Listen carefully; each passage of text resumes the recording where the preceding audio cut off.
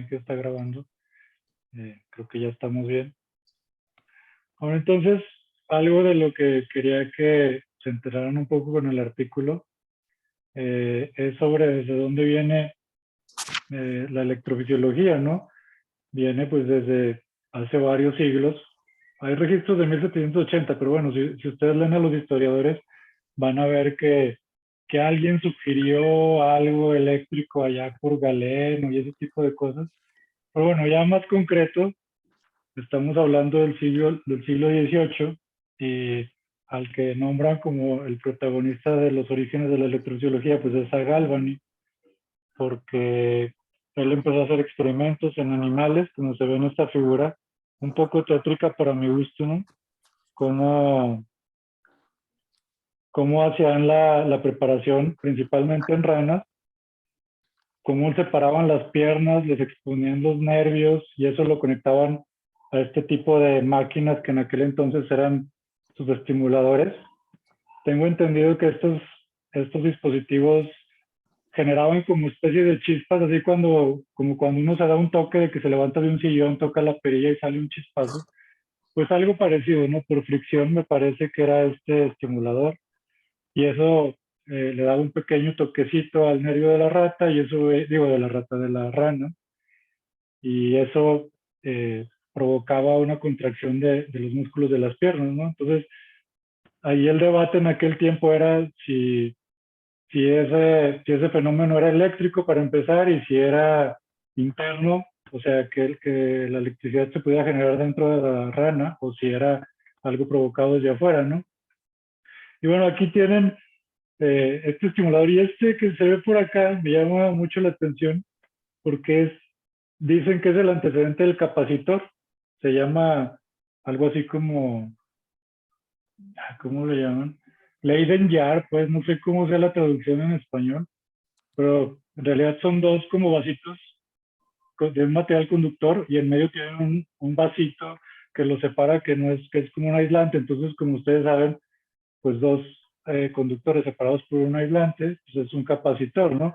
Y esto lo cargaban igual a lo mejor bueno, había diferentes maneras, ¿no? Muy rudimentarias, pero cargaban ese capacitor, luego lo descargaban en el nervio de la rana, veían las contracciones, y bueno, eso los llevó a hacer muchos más experimentos, y esos dicen que son los primeros experimentos electrofisiológicos, pero bueno, son a un nivel mucho mayor del que se estudia actualmente, ¿no? Aquí literalmente ellos daban el toque y visualmente veían la contracción muscular, ¿no? No es que registraran la señal eléctrica o la propagación de un estímulo eléctrico en los músculos o algo así, pero ahora visualmente veían la contracción, entonces eso les llamaba la atención en aquel entonces. Obviamente pues no tenían los dispositivos que tenemos ahora y no lo podían hacer, ¿no? Pero en realidad fueron avanzando bastante rápido. Aquí es otro ejemplo de lo que hacía Galvani, como que decía, bueno, viene de afuera, viene de adentro del animal, y se puso a experimentar con el mismo ambiente, viendo si las descargas de las tormentas generaban las contracciones. Como ven aquí, pues lo puso conectado ahí como a su azotea, ¿no? Como que en el tendedero ahí de su casa, yo creo. Conectó las patitas de la rana otra vez y veía si respondía a los rayos del ambiente o si no respondía. Por ahí dicen que cuando estaba templadito, que no había tormenta, pues no respondía. Entonces, eso confundía un poco el origen de las contracciones, ¿no? Les hacía pensar que venía desde afuera, pero luego veían otra cosa que les hacía suponer que era desde adentro de la misma ranita. Entonces, el debate en aquellos tiempos era si la rana en sí tenía la capacidad de generar su propia electricidad, ¿no? Y de ahí le llamaba Galvani la electricidad animal, o sea, él sugería que sí tenían la capacidad, los músculos de almacenar electricidad y sacarla en respuesta a algún estímulo externo, ¿no? Como que algo externo le daba el empujoncito para que se generara ese estímulo y se contrayeran los músculos, ¿no? Contrajeran, perdón.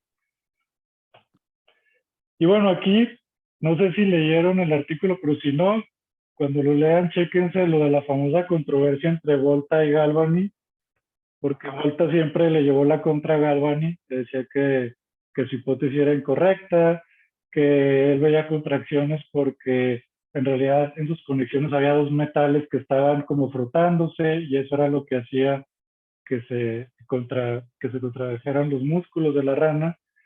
Pero bueno, independientemente de si estaba bien uno u otro, eso llevó a Volta a generar la famosa batería de Volta, ¿no? Que es el antecedente de las baterías que tenemos hasta ahora y que más adelante pues también fue una contribución muy grande a la electrofisiología, ¿no? Pudieron desarrollar dispositivos para estimular pues, más avanzados, no tanto como estos que vimos al principio, o para cargar estos famosos capacitores de aquellos tiempos. Entonces, a pesar de que había discusión y que sigue siendo parte de, pues, de la investigación, esa discusión entre si algo que uno propone es cierto o si tiene evidencia en contra o no, etcétera, pues desde aquellos tiempos se venía viendo, por lo menos en esto de la bioelectricidad. Y eh, Y bueno, al ver ese tipo de fenómenos, obviamente la gente es muy curiosa, como hasta ahora, media morbosa, yo diría, y empezaron a hacer exhibiciones medias macabras con cadáveres de cuerpos ahí de delincuentes que habían matado o qué sé yo, ¿no? Como se ve aquí, imagínense conectarle ahí a la cara de un muerto unos electrodos para ver cómo se retorcía su cara, pues ha de haber sido un poco terrorífico, ¿no? No sé ustedes qué tal sean en ese tipo de cosas o películas de Haber miedo, sido pero divertido, profe. no, Sí. no, qué espanto. Yo soy de los que ven las películas así de miedo con medio ojo para que no me asuste tan feo. Yo no me imagino yo en esos tiempos presenciando ese tipo de cosas. Bueno, aquí vemos a este cuate que creo que se asustó como yo me asustaría y otros ahí medio... Bueno, no sé, pues supongo que es una dramatización de algún artista de aquellos tiempos. Pero bueno, Galvani se enfocó en ranas, pero también se hicieron experimentos en diferentes animales. Aquí vemos algo parecido, lo que parece que son vacas, o qué les parece a ustedes de eso. No sé qué animal sea, ¿no? No sé si son vacas o toros o qué sé yo, pero Hacen el chiste, vacas. sí, ¿verdad? Sí, creo que sí. El chiste es que empezaron a experimentar por diferentes lugares para ver si esos fenómenos que veían originalmente en las ranas, pues se veían en humanos, se veían en otro tipo de animales. Y, miren, aquí está otro todavía más tétrico, unos descabezados ahí, estimulados, yo creo, para ver la contracción de diferentes músculos. Fíjense cómo les abrían aquí la piel, o no sé, para estimularlos desde adentro, supongo, para llegar a algún nervio, yo creo, ¿no? En la pierna, en el brazo, en fin, pues. Entonces, yo creo que no había los comités de bioética que hay en este entonces, ¿no? Yo me imagino que este tipo de experimentos ahorita, pues sí, nos llevarían a meternos en muchos problemas. Pero bueno, esos fueron los orígenes, ¿no? Medio salvajes, pero pues bueno, desde entonces, yo creo que pusieron ahí la semilla para llegar hasta donde hemos llegado hasta ahora. Bueno, y claro, la literatura también se empapó de ese tipo de cosas. No sé si, mira, aquí está el cuerpo galvanizado, pues de ahí viene la palabra galvanizado, yo creo, ¿no? Desde Galvani. Pero bueno, empezaron a divagar ya en ese tipo de fenómenos debido a esas exhibiciones que les acabo de mostrar. Esto no me acuerdo qué era, la verdad. Eh, ¿Qué les parece? Esa es una imagen de me parece que de Frankenstein. ¿De Frankenstein? Ajá, Ujú. cuando el doctor Frankenstein descubre ahí a Ya. le decía bestia, o Ajá. creo que sí le decía. Sí, ¿ya lo leyeron ese de Frankenstein? Sí, pero ya tiene un rato. Sí, yo también, porque aquí sí tenía, obviamente, pues empezó con los libros de este tipo, pero bueno, ya han llegado a caricaturizaciones, o como se diga, caricaturas como los que conocemos, ¿no? Pero estas Obviamente, imágenes no tienen nada que ver con el libro. Estas de no, pues Ayurveda, no, sí, no tienen nada que ver con el libro. no, no, no. Esa ya Pero es la bueno, o versión sea, al moderna. ver, al ver que se movía un muerto, al darle un estímulo eléctrico, pues hasta a mí se me hubiera ocurrido pensar que a lo mejor lo podía revivir, ¿no? Entonces, Sí, pues yo me imagino que de ahí viene. Y fíjense dónde estamos, en el 1800, entonces 1700, finales de 1700 empiezan estos debates sobre qué origina esas contracciones o la propagación de los estímulos de los nervios hacia los músculos, y ya eso pues hace que la creatividad de la gente empiece a generar diferentes cosas relacionadas con ese tipo de fenómenos. Pero bueno, ya hablando de la investigación más formal, fue, me imagino que finales del siglo XIX, 1880, 1900, principios del 20, cuando se empiezan a ver cosas ya más concretas, ¿no? Aquí tengo tres investigadores, aunque hay más, ¿no? Hay más que, que no recuerdo, pero bueno, por ejemplo, este cuate se dio cuenta de que para que un corazón latiera, la solución en la que lo metía tenía que tener sodio, potasio y calcio. Entonces, ahí ya se empezaron a dar cuenta que los iones eléctricos tenían alguna participación importante en los fenómenos bioeléctricos, por lo menos para la contracción del corazón. Después, pues ustedes me imagino que conocen la ecuación de Nernst, ¿no? Este cuate se puso a estudiar mucho esto de la electrodifusión, llegó a su famosa ecuación, pero también propuso que los electrolitos, los mismos iones o estas soluciones con iones, podían estar detrás de los potenciales bioeléctricos, y ahí fue un primer Nobel asociado a la electrofisiología, ¿no? Bueno, en este caso es electrodifusión, pero bueno, al final nos dimos cuenta que eso tenía mucho que ver con los fenómenos bioeléctricos también. Y un poquito más adelante, este cuate Julius Bernstein, que también dicen que fue el primero que fue capaz de grabar un potencial de acción en aquellos tiempos, propuso esta hipótesis de la membrana. Si ustedes la ven por ahí en los artículos de historia de la electrofisiología, la van a ver como la hipótesis de la membrana.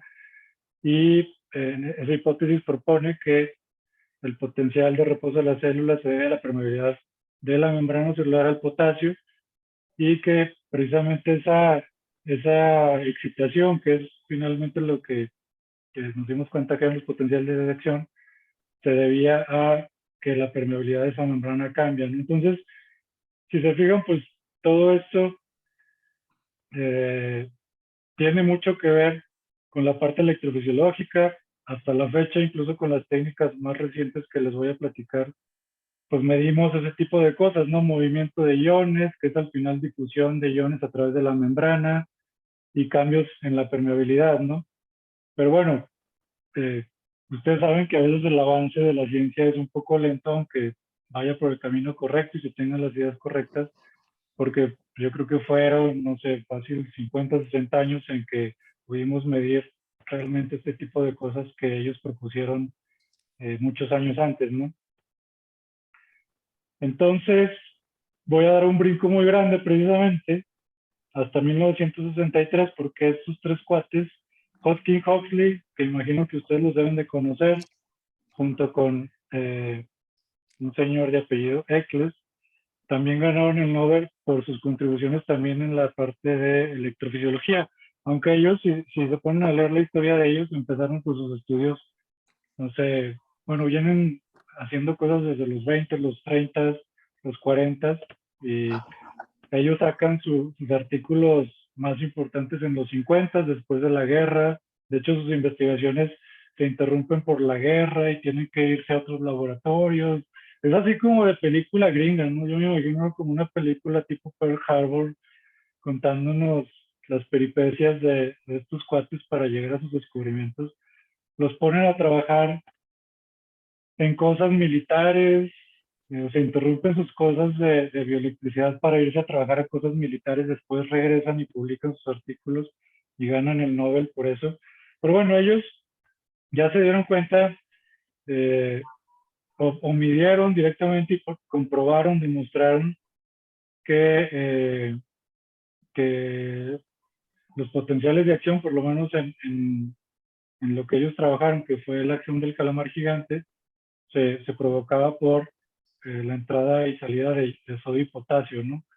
Entonces, sus artículos son 5 artículos de una serie de 5 artículos, no sé si los conocen, pero desde que diseñan la electrónica para poder hacer sus registros, diseñan sus electrodos, hacen sus experimentos, diseñan el experimento, diseñan cómo van a estimular, cómo van a registrar, después hacen un modelo matemático de sus observaciones. Entonces, ahí la verdad es que me sorprende mucho la capacidad en muchos frentes, ¿no? Como les digo, electrónica, biología, electrofisiología y luego computación, bueno, no computación, sino cálculo matemático, porque en aquellos tiempos pues tampoco es que tuvieran las computadoras que tenemos ahorita, ¿no?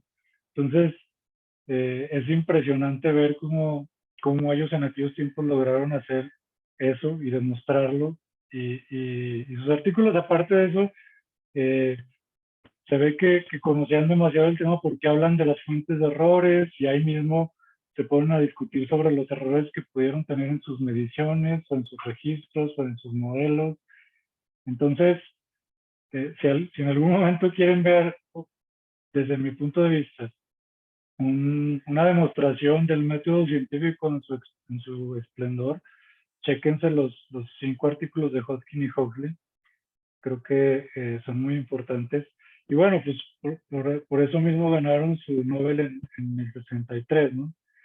Entonces, nosotros vamos a implementar este modelo como parte de la clase. Es un modelo muy conocido. Hay miles de códigos de ese modelo en Internet. Pero bueno, nosotros lo vamos a utilizar para aprender a manejar un software. Sabiendo lo que tiene que salir, pues es más fácil utilizarlo como base para ver si lo estamos implementando bien en un software. Y bueno, desde ahí vienen técnicas que vamos a conocer como la fijación de voltaje. Ellos eh, hicieron sus electrodos precisamente para poder fijar el voltaje de su axón, de calamar gigante, y son experimentos que siguen haciendo ahorita. Experimentos de fijación de voltaje es pues, que uno tiene cierta instrumentación que le permite fijar el voltaje de la célula que uno está estudiando. Es decir, yo llevo a la célula, no sé, a menos 90, si me interesa mantenerla en menos 90 o a menos 70 y después darle un cambio brusco de voltaje para ver cómo responde. A eso se llama fijación de voltaje. Son términos que vamos a utilizar continuamente, entonces traten de irlos registrando. Fijación de voltaje, fijación de corriente, que es lo contrario. Yo controlo la corriente que voy a pasar a esa célula para ver cómo responden el voltaje. Entonces, bueno, después lo voy a explicar a detalle, pero bueno, ellos fueron los precursores de ese tipo de experimentos que se siguen con diferente instrumentación, pues, haciendo en estas fechas. Y por ahí de los 70s, otros dos que también se llevaron el Nobel por sus contribuciones a la electrofisiología y lo que eso implicaba, ¿no? O sea, desarrollan técnicas que a lo mejor son que parecen como metodologías muy concretas, pero que en realidad sus implicaciones son muy grandes porque nos permiten estudiar ni más ni menos que las células excitables, ¿no? Que tienen que ver con, en todos lados, con la función de nuestro cuerpo, ¿no? Pero bueno, ellos son Neher, Sackman, son dos investigadores, ganaron su Nobel en el 91, aunque desde los 70 ya venían publicando sus artículos donde desarrollan métodos para estudiar canales iónicos ya muy específicos. O sea, mientras Hodgkin y Huxley podían ver la respuesta de voltaje de la célula completa, ya después, al darse cuenta de que eso era debido a canales iónicos que dejaban pasar diferentes iones a través de la membrana, etcétera, pues Neher y Sackman hacen su técnica de patch clamp, que es precisamente ahora no ver el comportamiento de todas las células, sino de un canal ion en específico. O sea, ya se fueron a un nivel pues mucho más pequeño en dimensiones.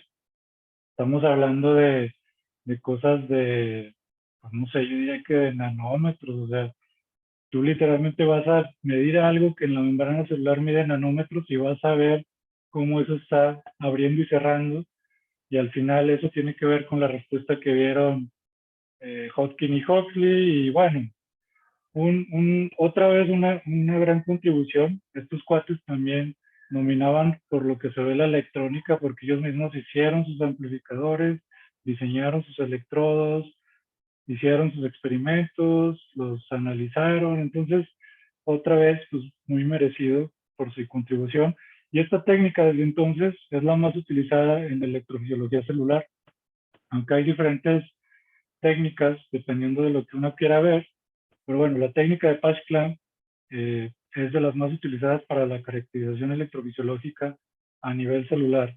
Este curso pues va a ser predominantemente de electrofisiología celular, entonces mucho de lo que vamos a ver, tanto modelado como en los artículos que les voy a mostrar, van a ver que van a encontrar mucho el término Patch-Clamp, que en español lo dicen como técnica de microárea de membrana. O sea, patch es como un parchecito de la membrana, como si agarraran un pedacito de la membrana, entonces por eso es patch, parche, pues. Y clamp se refiere a, pues como fijación de algo, ¿no?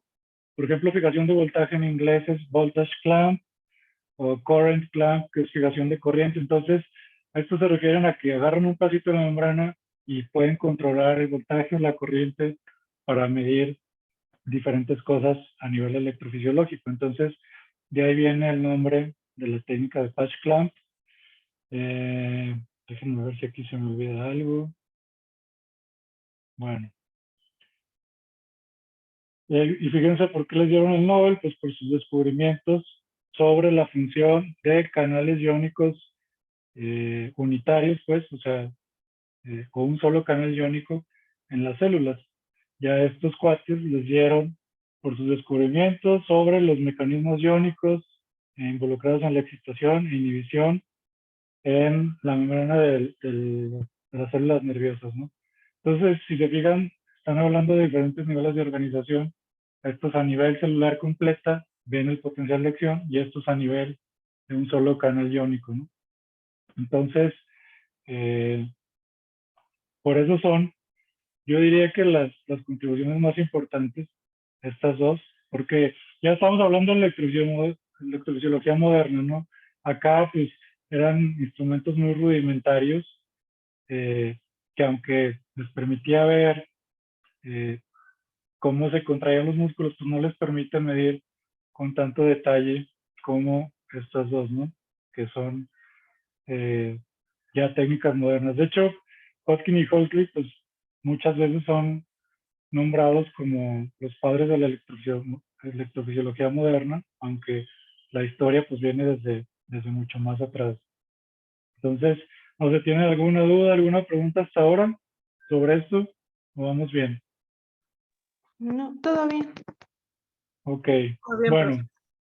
entonces, ahora sí, ya formalmente, ¿qué es a grandes rasgos la electrofisiología? Es la rama de la biofísica que estudia las propiedades eléctricas de células y tejidos biológicos. Recuerden que la biofísica, pues es el estudio de sistemas biológicos utilizando las herramientas y técnicas de la física. Pues la electrofisiología es la rama que se encarga de las propiedades eléctricas de células y tejidos biológicos. Entonces, eh, bueno, como les digo, ustedes pueden ver electrofisiología a diferentes niveles también, desde canales iónicos con técnica Patch-Clamp o comportamiento de célula completa, ya sea con el mismo Patch-Clamp se puede, pero hay otras técnicas que se llaman registro intracelular, por ejemplo, que después les voy a platicar de esa técnica, o registro extracelular también, pero bueno, o a nivel tejidos biológicos. Si ustedes buscan electrofisiología en internet, van a ver que también la llaman electrofisiología, por ejemplo, al electrocardiograma o a la electromiografía, etcétera, ¿no? Pero bueno, aquí nos vamos a restringir a una célula o a un grupito pequeño de células, un tejidito compuesto de algunas cuantas células, ¿no? Ya a nivel más grande, a nivel de músculo o de corazón completo, pues ya es otro nivel en el que nosotros nos vamos a meter. Pero bueno, también podría entrar esa parte como electrofisiología. No sé si han llevado algún otro curso de electromiografía o electroencefalografía o electrofisiología cardíaca, o esta es la primera vez que toman algo relacionado. Pues para mí es la primera vez que, ¿Sí? sí, También. ¿No se han metido a hacer electrocardiografía o en alguna práctica de laboratorio? Creo que con la profesora Chio, pero no recuerdo bien. ¿No? Bueno, pues al final todo viene del comportamiento de una sola célula, luego cómo esas células se conectan, después cómo diferentes tipos de células intercambian estímulos eléctricos y eso lleva a un comportamiento que a lo mejor registran a nivel de la piel, ¿no? O al nivel de, no sé, de otro lado, pues, ¿no? Ya a un nivel más grande de organización. Pero pues para entender cómo se forman esas señales a nivel, digamos, macro, pues tenemos que meternos y conocer qué está pasando a nivel micro. Entonces, es eh, de donde para nosotros tiene importancia estudiar los fenómenos eléctricos a nivel celular. Y bueno, en el laboratorio, ustedes van a ver que precisamente eh, lo que se estudia son al final platitos con células ahí dispersas y después se busca eh, a nivel microscópico, pues, registrar el comportamiento de una sola célula. También hay otro chavo que se llama Alberto Ceseña, hizo su doctorado y él abría el cerebro del caracol, lo limpiaba de tejido conectivo y ahí mismo se iba sobre una neurona en específico. Entonces se puede hacer de diferentes maneras, ¿no? Pero bueno, al final uno puede registrar una célula aislada, la separa uno con ciertas técnicas experimentales, o bien exponer todo el cerebro y ahí mismo, junto con todas las células que están ahí, irse sobre una sola célula, ¿no? Para ver cómo se comporta en su ambiente un poco más real, ¿no? Si se le puede decir de esa manera. Porque también cuando uno separa las células, pues puede ser que el comportamiento de las células se esté alterando, ¿no? Al quitarlo de sus vecinas y del ambiente en el que está en la realidad, pues puede ser que lo que registremos no sea el comportamiento pues natural, ¿no? De esa célula. Pero bueno, eh, después se van haciendo diferentes experimentos para tratar de llegar a, a, a una preparación lo más realista posible y por eso hay diferentes configuraciones de las técnicas experimentales. Después les voy a platicar sobre eso. No sé si tengamos tiempo hoy, pero si no, en la siguiente clase seguro. Y bueno, ¿qué estudiamos en electrofisiología? ¿Qué tipo de células? Pues las más estudiadas son las células excitables porque son las que tienen una respuesta precisamente eléctrica en respuesta a diferentes estímulos. ¿Qué células excitables se les ocurre que se pueden estudiar con las técnicas electrofisiológicas? ¿Conocen alguna célula excitable? Las neuronas.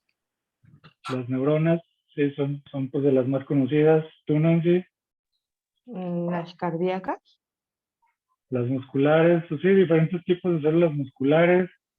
Por ejemplo, están las células, pues, las células marcapasos también del corazón, por ejemplo.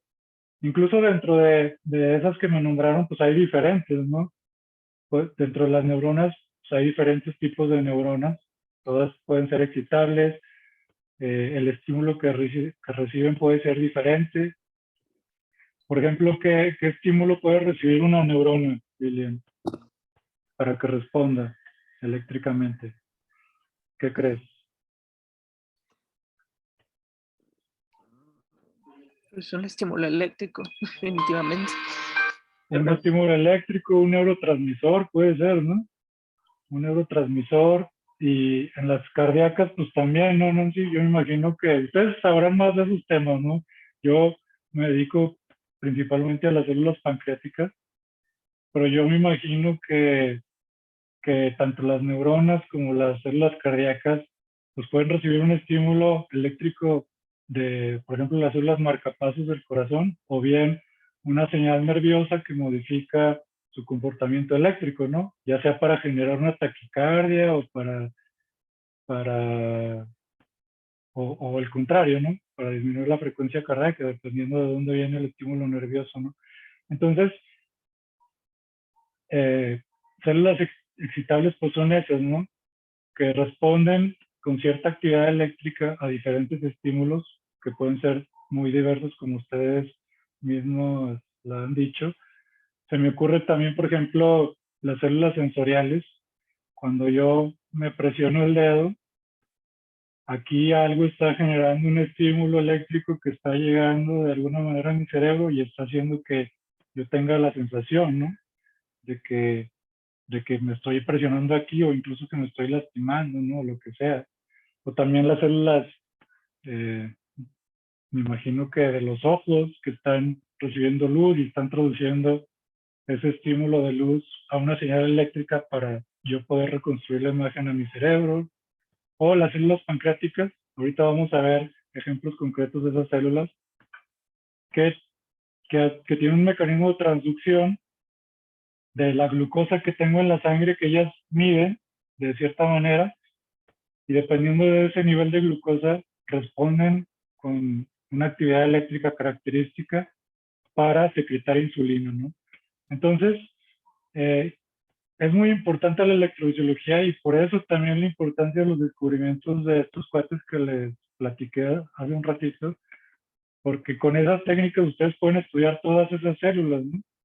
Eh, de la misma manera, con las mismas técnicas, obviamente con sus modificaciones dependiendo del tamaño de la célula, dependiendo de si están en un tejido difícil de acceder o fácil, etcétera, pues, ¿no? Pero todas ese tipo de células que prácticamente se involucran en todos los sentidos, se pueden estudiar con las técnicas electrofisiológicas de Pasch-Clamp o de las que utilizaron Hodgkin y Huxley, o etcétera, ¿no? Entonces, la, la, las, las implicaciones que tuvieron sus descubrimientos, pues prácticamente se van a todo el cuerpo y por eso pues, son sumamente importantes.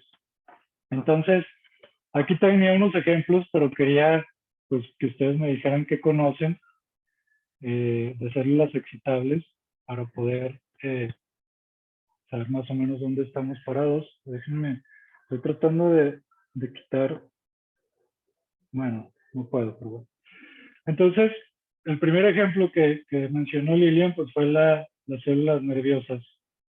Las células nerviosas, pues como ustedes saben, dependen de la propagación de un estímulo eléctrico a través de su axón para llegar a la zona presináptica. Cuando ese estímulo llega a la zona presináptica, hay una secreción de un neurotransmisor. Ese neurotransmisor estimula a la siguiente neurona en la terminal posináptica para generar un estímulo eléctrico en esa siguiente neurona que se va a propagar de esa manera a través de toda la red neuronal, ¿no? Entonces, eh,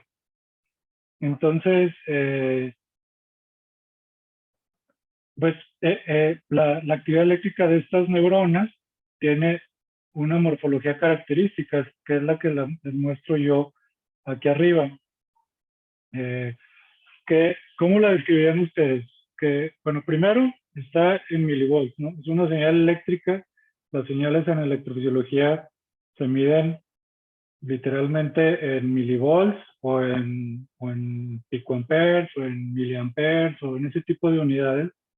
Entonces estamos midiendo señales eléctricas directamente, ¿no? No es nada indirecto de que tengamos que suponer que viene una señal eléctrica de cierto tipo, sino que la medimos directamente como si le pusiéramos un voltímetro ahí y estuviéramos midiendo en volts qué está pasando.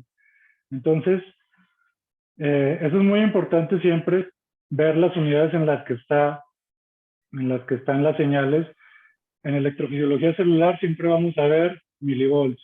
Si vemos algo diferente a milivolts, ya sea microvolts o incluso volts, es que estamos haciendo algo mal, porque las células siempre andan en este rango, entre menos 90 y a lo mejor, no sé, menos 90, yo diría que todavía hasta más 50 volts es aceptable dependiendo del tipo de célula, Pero bueno, en este rango de milivolts y con amplitudes a lo mejor de 100 milivolts, si se fijan aquí la amplitud de esta señal, más o menos de cuánto la ven ustedes, como desde, ¿qué les gusta? Menos 70 o menos. Pues aquí en la parte más baja de ser menos Bueno, no, menos 80. 80, de menos 80 a menos 30, supongamos, entonces esto tiene una amplitud como de, no sé, 50 volts, ¿no? Más o menos. ¿A menos 30 o Milivolts, 30? no menos. Bueno, aquí es un 30, ¿verdad? Sí, Sí, aquí tendría que ser. se equivocaron en esta figura. Pero entonces tiene una amplitud como de 80 milivolts de pico a pico acá. ¿Y qué otra cosa importante hay que ver?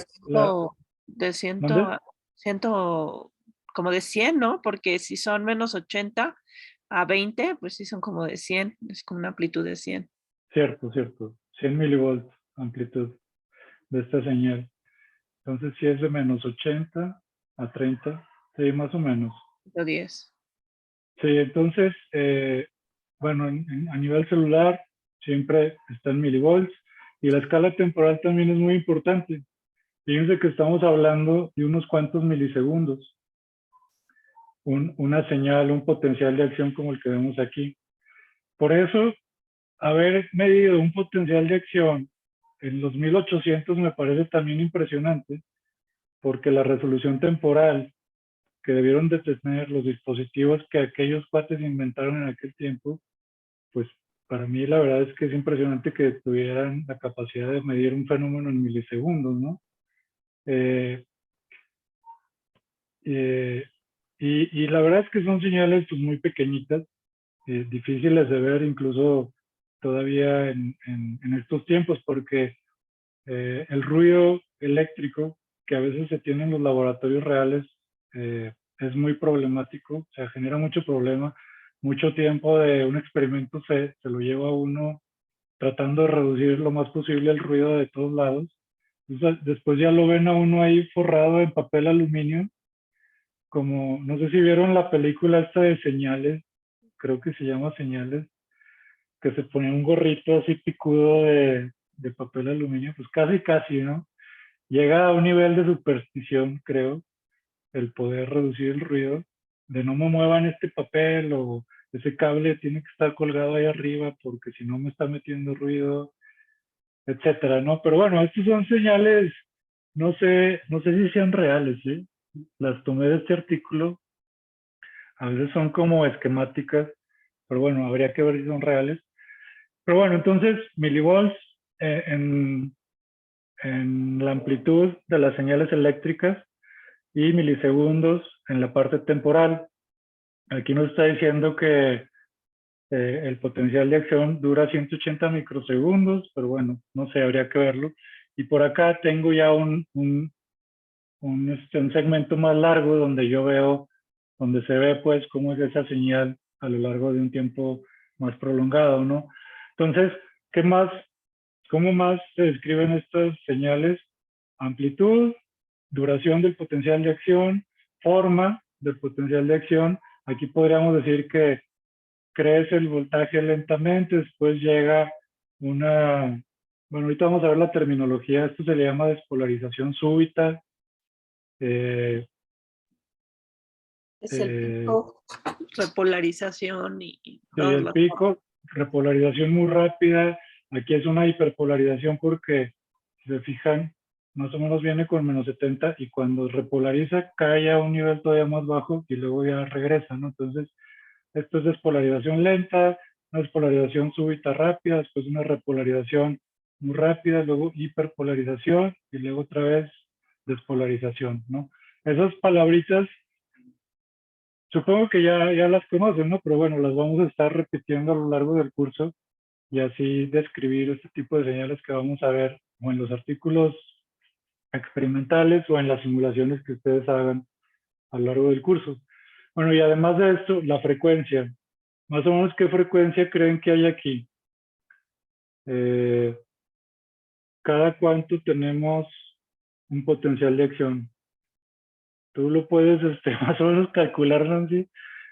Está complicado, ¿verdad? 2, 4, 6, 8, 10, 12. Pues no sé, yo como el periodo más o menos es de 10, 12 milisegundos, pues la frecuencia sería el inverso del periodo, ¿no? Entonces, también es importante eso.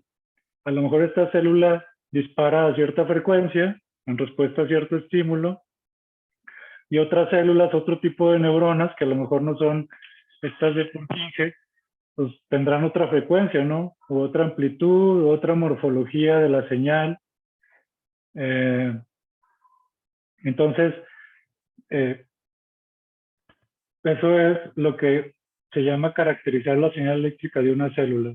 Todos estos aspectos que les estoy mencionando son importantes a la hora de describir las señales, ¿no? Y bueno, esta señal eléctrica, como les digo, se propaga a través de la axón, llega a una sinapsis, aquí tenemos un sub de esa sinapsis, y aquí provoca algo adentro, después lo vamos a ver un poco más adelante. Como me imagino que en la generación de esta señal participan canales de calcio, cuando esta señal llega a esta terminal presináptica, la apertura de los canales de calcio hace que entre calcio a esta zona y ese calcio es lo que promueve la liberación de los neurotransmisores. Entonces, ¿para qué sirve esta señal eléctrica? Pues para que permita la entrada de calcio aquí y ese calcio promueva la liberación. Obviamente no es tan simple, pues son muchos pasos intermedios, pero en resumen es eso.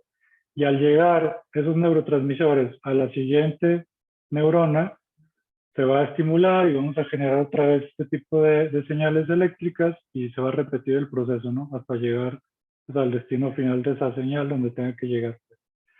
Entonces, este es el primer ejemplo. Obviamente hay muchas más neuronas y muchas más señales eléctricas que tal vez convendría que ustedes buscaran por su cuenta para ver cuáles son las diferencias entre las señales eléctricas de diferentes tipos de neuronas. Por lo menos para ti, Lilian, que te interesa mucho la parte neuronal, no sé si tengas interés en alguna en particular, pero bueno, tal vez podríamos después ver un ejemplo específico de esas neuronas que a ti te interesan más para describir su señal eléctrica. ¿Alguna duda hasta ahora? ¿Algún comentario? ¿No? No, no. Ok. Bueno, ahora las musculares cardíacas. Aquí, pues, el, la función de la señal eléctrica es diferente, ¿no? Aquí de lo que se trata es de generar la contracción de la célula muscular cardíaca y, pero bueno, el mecanismo es el mismo. El mecanismo es, al generarse la señal eléctrica, hay entrada de calcio y el calcio genera la contracción muscular. Entonces, ahora, ¿cómo describirías esta señal, Nancy? Con, bueno, siguiendo el ejemplo que hicimos de la neurona en la diapo pasada. Pues tiene una amplitud de 1000 volts. Bueno, Sí, sí. de menos 90 a, pues era, no sé, a 10 Como ahí. milivolts. Igual otra vez como 100 milivolts de amplitud, ¿no? Sí, Sí. y tiene una duración de 0 a, pues era 250 milisegundos.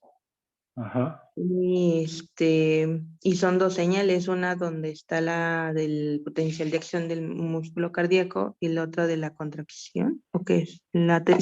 Como la contracción muscular, y Sí. menciona algo sobre el periodo refractario. Sí. Bueno, antes de llegar al periodo refractario, ¿cómo Ajá. describes la forma de la señal eléctrica? Pues tiene una despolarización, después como Muy antes rápida, ¿no? ajá, muy rápida, y después hay una repolarización Ujú.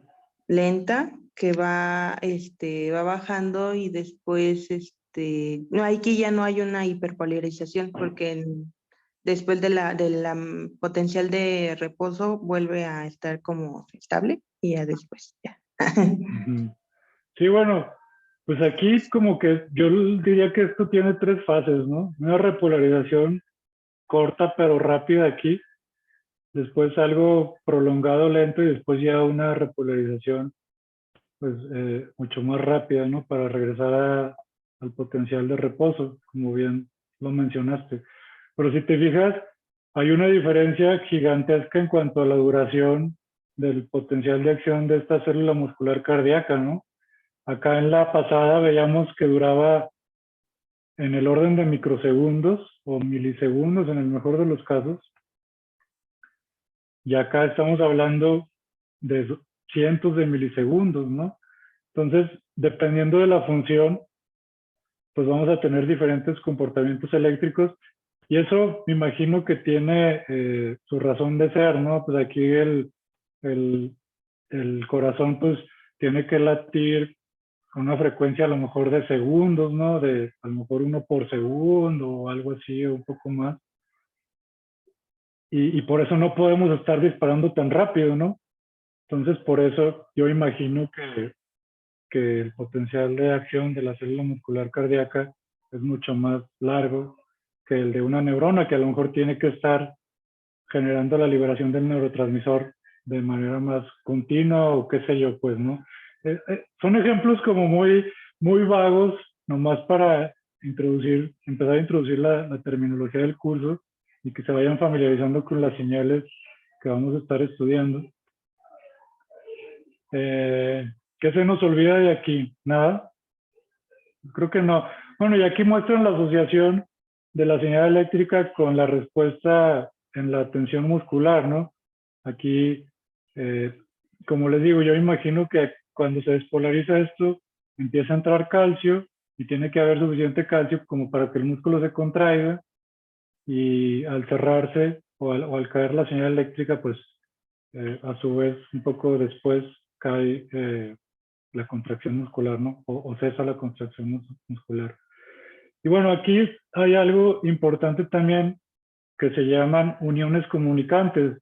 Yo espero que podamos llegar a esa parte del curso, que es, estas uniones comunicantes son, eh, pues así como conceptualmente, dos cables que conectan dos células.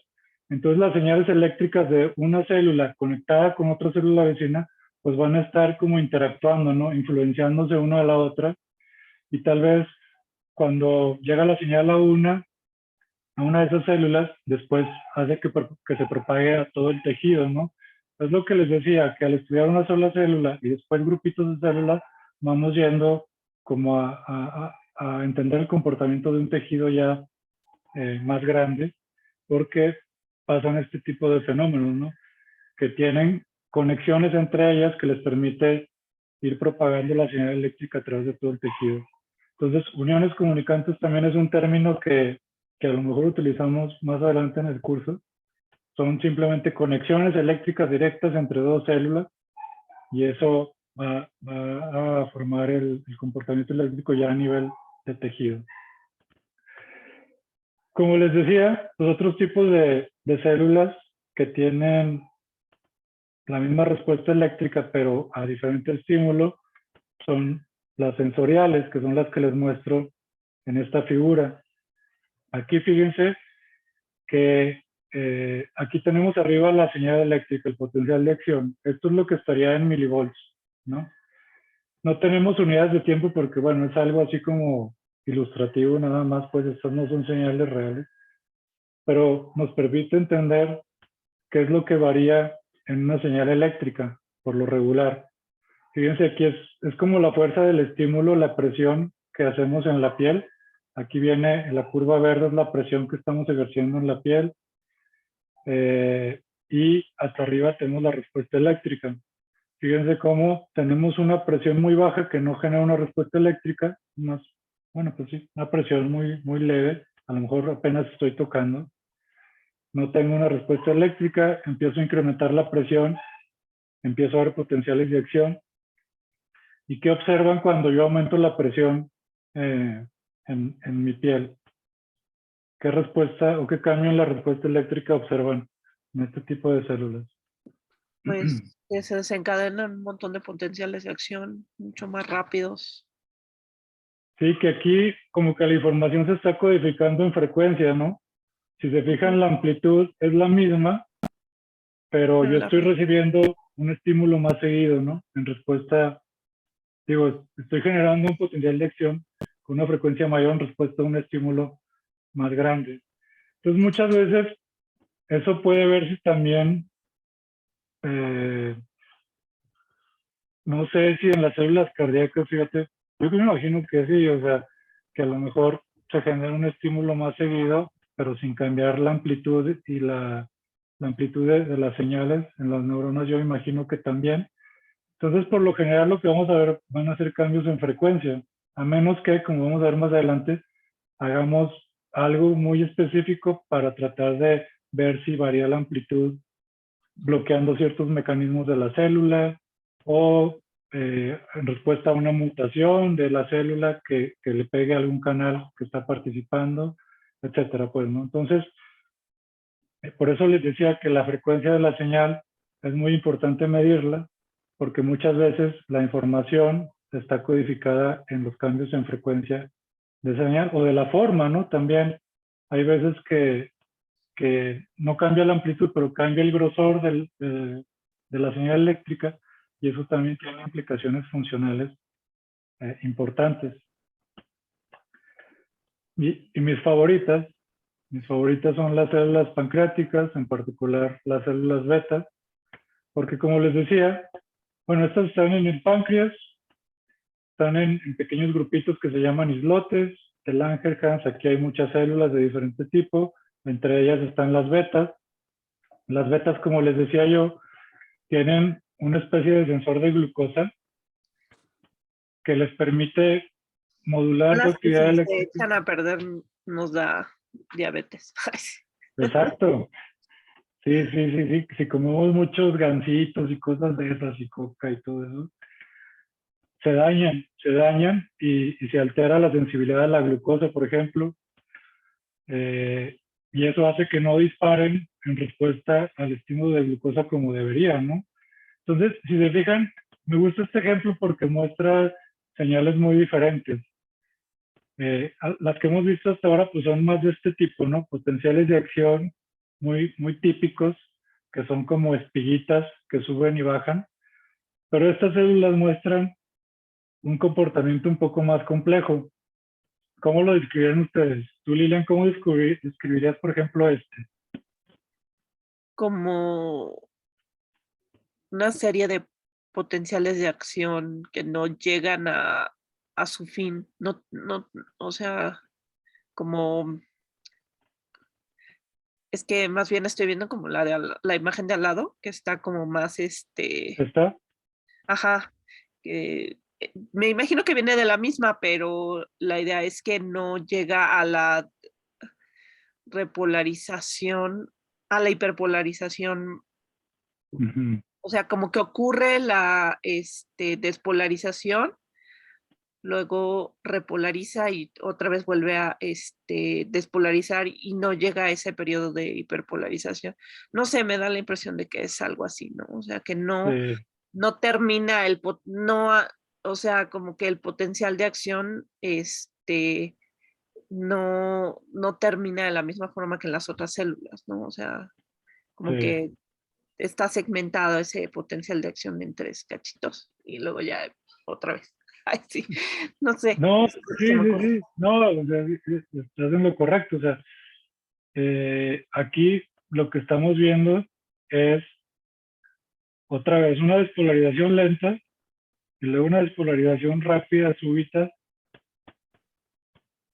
y luego a esto le llaman una meseta. Le dicen como potenciales de acción montados en una meseta que tiene cierta duración, esa meseta, y después repolariza. Puede que haya cierta hiperpolarización aquí, pero bueno, habría que ver cuál es el potencial de reposo de esa célula. Y después otra vez despolarización súbita, meseta de potenciales de acción, o también le llaman salvas de potenciales de acción, y después repolarización otra vez, etcétera. Entonces, pero si se fijan, aquí hay Siete diferentes comportamientos. La pasos. frecuencia aquí entre salvas, estoy hablando entre salvas de potenciales de acción. Puede ser de algunos segundos entre el inicio de una salva y la que sigue, como es en este caso de arriba, o pueden ser incluso minutos. Otro comportamiento más complejo, pues es como un agrupamiento de salvas de potenciales de acción. Que fijan, aquí hay un grupito de salvas de potenciales de acción seguido de un periodo pues de silencio. Después otro grupito de potenciales de acción con una periodicidad también en minutos.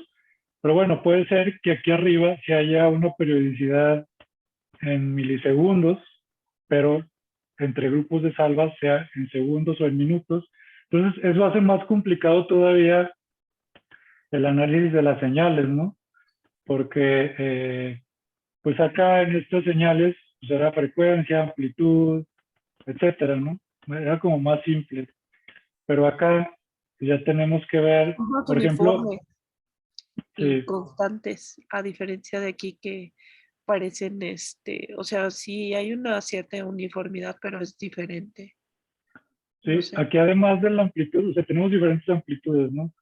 La amplitud de la salva, la amplitud de los potenciales de acción desde la meseta, la frecuencia de las salvas de potenciales de acción, la frecuencia de los potenciales de acción aquí arriba. ¿Y qué más? Bueno, también la duración de la salva con respecto al periodo, ¿no? Porque podríamos tener el mismo periodo aquí, pero que esto dure más. Entonces, que la salva dure, no sé, el 50% del periodo de las salvas. De hecho, estas células, mientras incrementamos la glucosa, la salva de potenciales de acción va a durar más. Incluso si se incrementa muchísimo la glucosa, uno ya no ve este comportamiento, sino que ya uno ve un disparo continuo, porque la célula precisamente dice, uy, pues necesito mucha insulina, ¿no? Y así es como uno las desgasta y las termina matando, ¿no? Porque si yo me provoco un ambiente de alta glucosa permanentemente y un periodo prolongado, pues las células se van a agotar y se van a empezar a morir. Bueno, ¿alguna duda sobre esto hasta ahora? ¿O vamos bien? Todo bien hasta ahora. Ah, sí, bueno, algo que se me olvidaba ahorita que estaba viendo la forma, es que también aquí a veces se ve que los primeros potenciales de acción sobre la meseta llegan hasta un nivel más alto que los otros, como que va decayendo la amplitud. Si se fijan, aquí es un poco más claro. Entonces también hay que describirlo, y lo describen los que trabajan con este tipo de células. Profesor, ¿qué diferencia hay entre las A y las B? Porque las B me parece que no llegan ni siquiera a volverse positivo. El voltaje nunca se vuelve positivo. En ninguna de las dos, estas células, a diferencia de las neuronas, aunque sí hay ahí por ahí algunos trazos de algunos autores, pero si O se fijan solo es aquí, la escala en la que están. aquí ¿Cómo esta llega como a dice? menos 10, no, Ujú. menos 20, y esta llega pues a lo mejor a menos 5, menos 10. La Sí, diferencia entre A y B es que las de la A son de ratón, las de la B son de humano. Entonces, incluso entre especies, por eso tengan cuidado a la hora de que leen un artículo de ratón o de algún otro animal, de extrapolar directamente esos resultados al humano, porque puede ser que no sea tan directo, ¿no? O que tenga sus porque ligeras diferencias.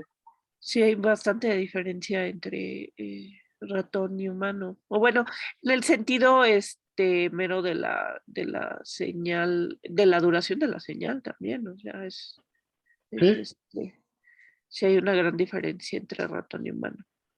Pero, sí, y es que, bueno, en términos prácticos, aunque la función de las células en las dos especies es la misma, por ejemplo, en ratón empiezan a liberar insulina a una concentración de glucosa mucho más alta.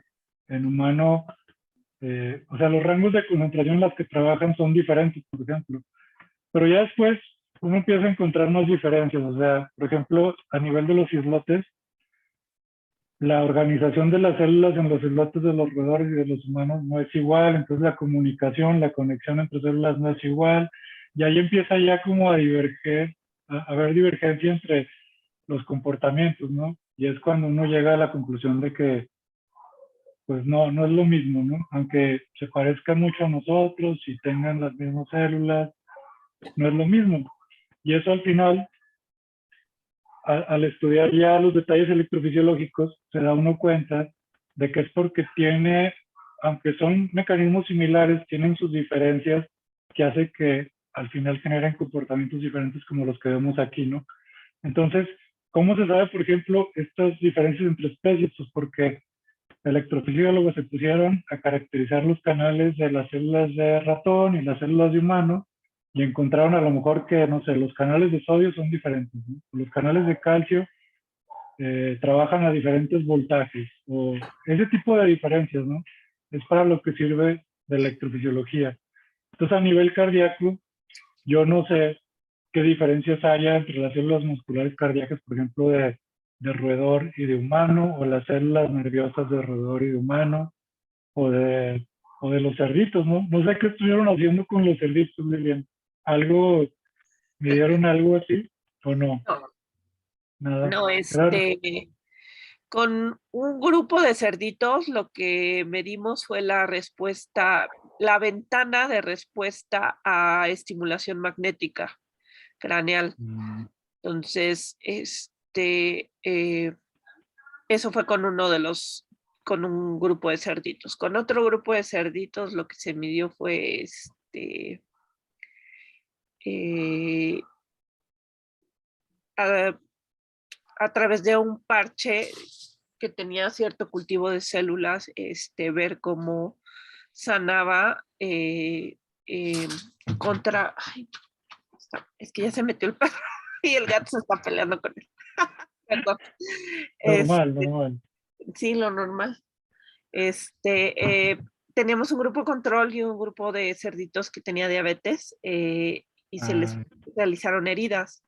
Se les colocó este parche con cóctel de células, la verdad no sé, células, para ver si gracias al parche había una cicatrización, una mejor cicatrización o más rápida cicatrización contra el grupo control, ¿no? Que no, que tenía la herida también y también tenía diabetes, pero no se ocupaba el parche, ¿no? Oye, ¿y cómo le generaban la diabetes? Se les freía el ¿Cómo? páncreas. ¿En serio? Con O sea, ¿por medios químicos o por dieta? sí, O por... por medios químicos, a través de un procedimiento donde se les pasaba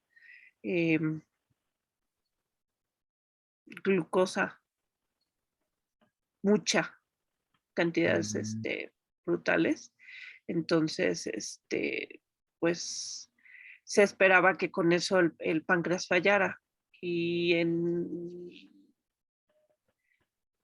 6 de los porquitos de 7 que teníamos, 6 sí se hicieron Hicieron diabéticos. diabéticos. Pues eso también se hace aquí, ¿eh? O sea, no solo se estudia las células electrofisiológicamente en animales sanos, sino que también, pues lo más común es que a unas ratas les da cierta dieta alta en glucosa por cierto tiempo y después tú vas viendo que van aumentando de peso y les vas midiendo cómo se van haciendo diabéticas y después pues tú tratas de encontrar qué efecto tuvo esa dieta y esa diabetes inducida en la respuesta electrofisiológica para saber pues qué parte, qué modificaciones hay en este tipo de señales, por ejemplo, si bajó la frecuencia, si bajó la amplitud, si la sensibilidad a la glucosa de las células cambió, es decir, si necesitas un estímulo mucho más grande para tú poder ver estas señales eléctricas, pues ya te está hablando de los efectos de la enfermedad a nivel celular, ¿no? Y todo gracias a mediciones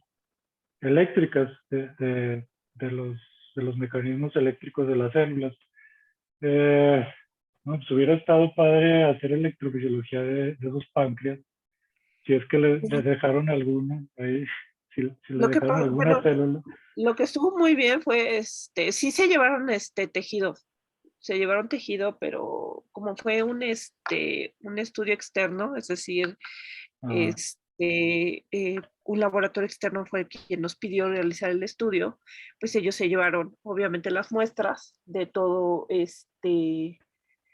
de muchos tejidos para mm, analizarlas. Y bueno, aquí lo que se hizo, no, o sea, lo que se buscaba era convertir a los cerditos de un momento a otro en diabéticos, más bien para ser exactos, de un día para otro, ¿no? Porque al día siguiente se podía determinar, gracias a que se les medía la glucosa, si se habían vuelto diabéticos o no. Y bueno, mm, de ahí se esperaba, me parece, había un periodo como de 4 días también, por si lo revertía, porque había a la posibilidad de que algún cerdito revertiera la diabetes, ¿no? mm, Lo cual no ocurrió, pero sí, ellos, cuando se terminó el estudio, los cerditos que fueron, eh, el grupo que fue ocupado con parches y el grupo que fue ocupado sin parches, a se le realizó, pues se cortó, ay sí, se cortó un se pedazo cortó. en cachitos para obtener varias partes. Es que no se me olvidó el término que se utiliza. Se Mm, abrió literal para recolectar muestras de tejido de páncreas, de corazón, de hígado, me parece, este,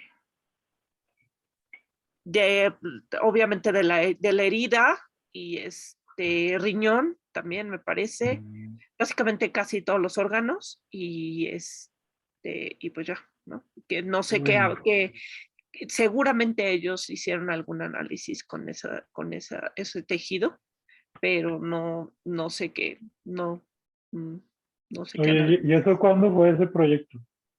¿Hace mucho ya? ¿O no?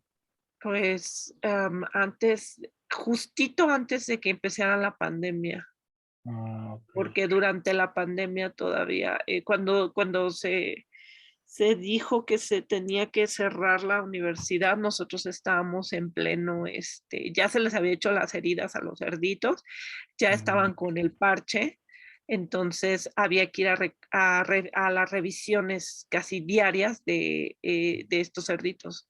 Entonces, sí fue un lío con lo de la pandemia, sí fue bastante complicado. ya.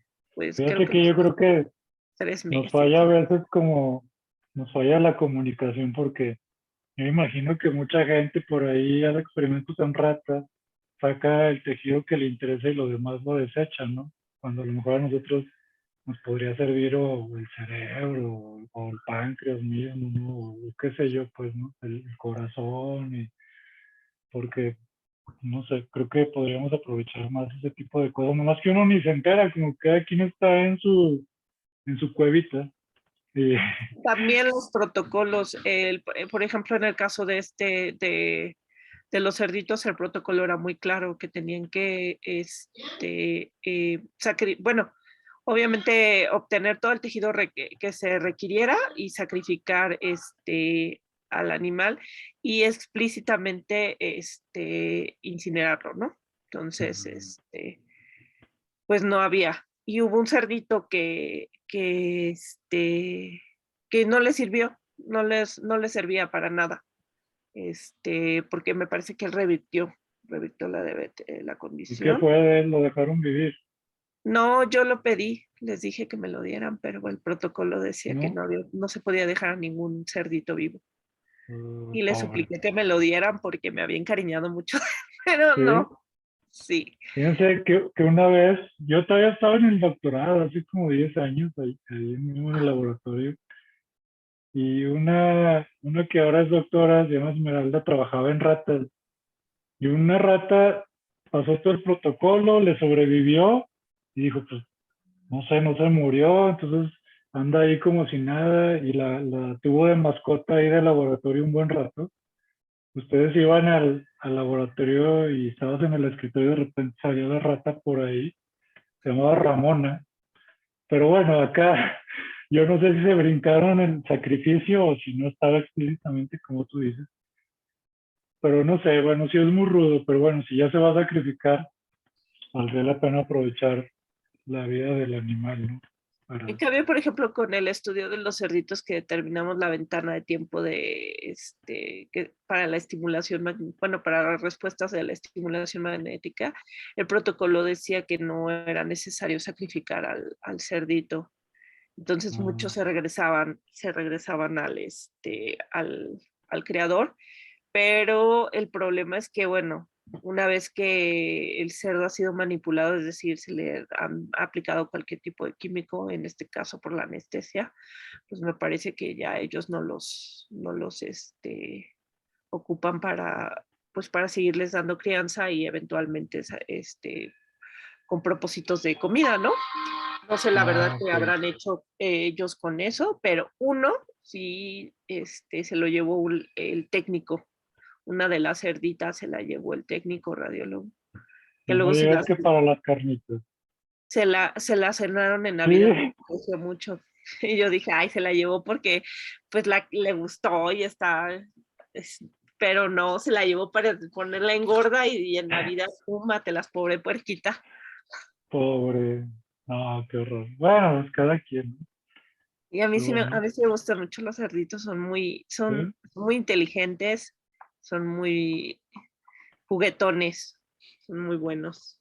Si son así como a nivel de un perro, por ejemplo, o sea, si llegan, ¿sí? Y te mueven la colita, te dan tropazos cuando quieren que juegues con ellos o llamar tu atención, te pegan con la trompa, dan trompadas, así. Oye, y nunca muerden o se ponen agresivos por ningún motivo. Sí pueden ponerse agresivos, pero es raro. Generalmente se ponen muy asustados, entonces es cuando empiezan con cuí, cuí, cuí, pero... Ya.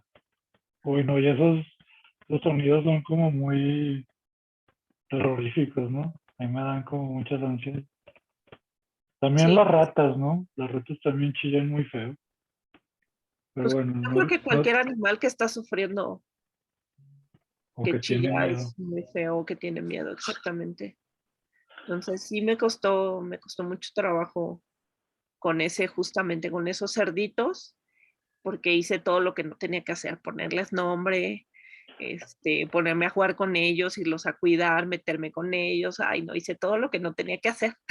Oye, pero a veces yo creo que ese tipo de cosas, no sé si influyan en el experimento, ¿no? Digo para bien, o sea, que el cerdito pues también esté como, que no esté como todo el tiempo nervioso, todo el tiempo asustado, no sé si influya a la hora de cómo va a responder su cuerpo, ¿no? No sé, yo me Seguramente imagino. sí, seguramente sí, porque si tienes un animal deprimido, el animal no va a responder de la misma forma a que tengas un animal que, pues Sí. igual no está deprimido, pero está tranquilo o Ujú. está cómodo, por lo menos, porque a final de cuentas van a estar estresados porque los sacaste de su hábitat. Sí, sí, Entonces, sí. para ellos sí es un estrés, ¿no? Tenerlos en otro lugar donde ya no están con su grupo.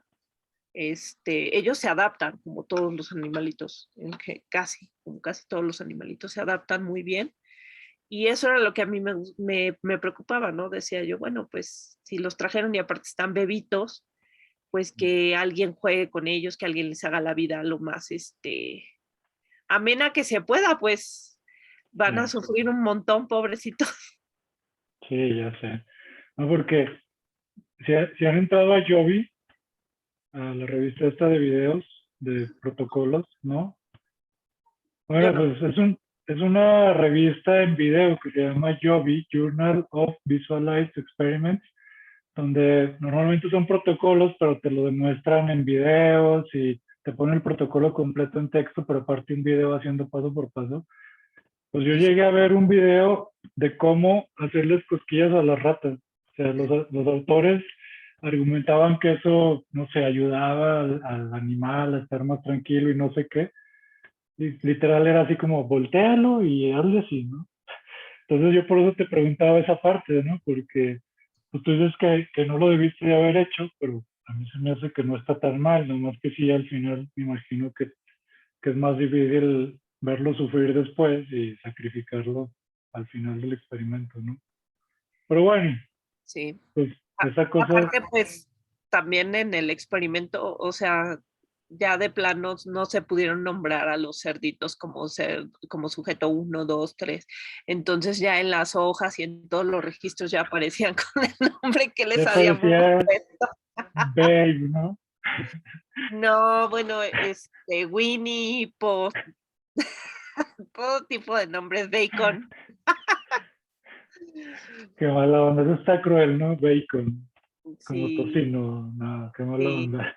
Fat Joe era otro, sí es cierto, Fat pero Joe, bien ¿qué bueno. tal? Todos No, eran bien bueno, bonitos.